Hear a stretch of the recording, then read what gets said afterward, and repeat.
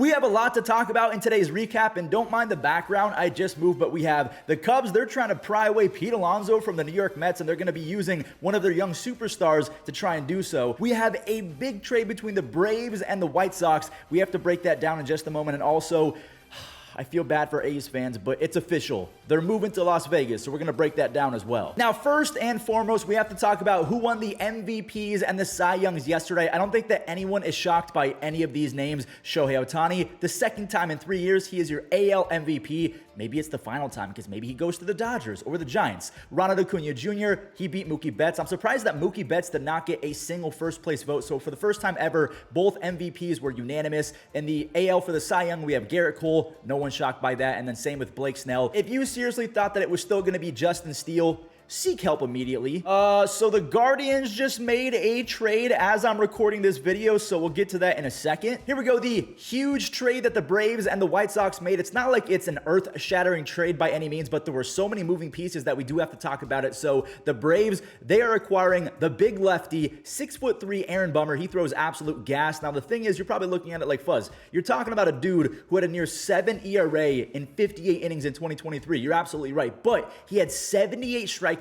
in 58 innings. But the thing about Aaron Bummer that you have to remember, from 2019 and 2022, over 160 innings before he had an injury, I think it was a shoulder or something happened, he had a combined 2.59 ERA in 161 games. That's 160 innings. He was really, really good. And he had a 10.1 strikeouts per 9. So the Braves, they're trying to kind of steal Aaron Bummer, and they gave away a lot of pieces in return. Now, in my opinion, the biggest piece going back to the White Sox is Mike Soroka, who almost won Rookie of the Year as a 21-year-old. In 2019, if you guys don't remember, he went 13-4 with a 2.6 ERA, and he led baseball in home runs per 9, so he was very good at limiting hard contact, and it kind of sucks what happened to his career because he ended up hurting his Achilles not once but twice, and I just felt so bad for the guy. So hopefully he can find his career and find his mechanics all over again with the White Sox, because he was out for so long. Yeah, you're going to lose your mechanics. He's a big dude, 6'5". He just turned 26 years old. So I'm happy that he's going to get a chance on a team like the White Sox, because the White Sox are going to be pretty bad. So he's going to have plenty of opportunities to prove himself. So cool. That's awesome. Now, some other guys we have to talk about. Jared Schuster. I have no idea who this is, but he had a 5 ERA. Okay, I'm going to go ahead and move on to Nicky Lopez. He has been moved as well. Nicky Lopez, he was actually pretty good for the Braves after he got traded from Kansas City to Atlanta. In 25 games, he played all over the place. He put up an 89 OPS plus, which is insane for Nicky Lopez standards. They get former first-round draft pick Braden Shoemake. Don't really know much about him. And then they also got a guy named Riley Goins, who last year in 15 innings had a 1.15 ERA. Not enough sample size yet. But in my opinion, the two biggest pieces, Aaron Bummer for Mike Soroka. Mike Soroka, he's going to the White Sox, and Aaron Bummer, he's going to be joining that Braves bullpen. So what do you make of this trade? So I was editing this recap and I completely forgot to go over the fact that the Guardians have DFA'd and now traded Cal Quantrill. And the reason why Cal Quantrill got DFA'd, essentially released, is the craziest thing ever. So according to Antonetti, that is Chris Antonetti, the GM of the Guardians, he said that they had to drop Cal Quantrill, who had a 5+ ERA in 2023, because a TV deal went bad. If you have to rely on TV money to sign guys like Cal Quantrill, you are in a world of hurt. I mean, they are pushing and testing Guardians fans to the limits. It is so embarrassing. And from 2020 to 2022, Cal Quantrill was really good. He went 25-8 with a combined 3.08 ERA in 370-ish innings. He was very dependable. 2023 was a different story because he only played in 19 games. He was trying to recover from injuries and stuff like that, so the mechanics weren't quite there. But instead of just straight up releasing him, they worked out a trade with the Rockies. And the last time that the Guardians and the Rockies were involved in a trade together, we lost Nolan Jones, who was one of the best rookies in baseball last year. So I mean, Cal Quantrill, maybe he's going to go out and win a Cy Young now. Now, the Guardians did get a catcher/third baseman in Cody Huff. He's 22 years old, and at Stanford, he hit .315 with 21 doubles and 13 home runs in 65 games, so he does have some pop, but the pop did dip when he had a wood bat. He only had 5 home runs in 86 games. Listen, I know that Oakland fans are not happy with me because I live in Las Vegas, and I am excited to get a baseball team, and that's just because of content creation, but deep in my heart, I'm always going to be a Guardians fan,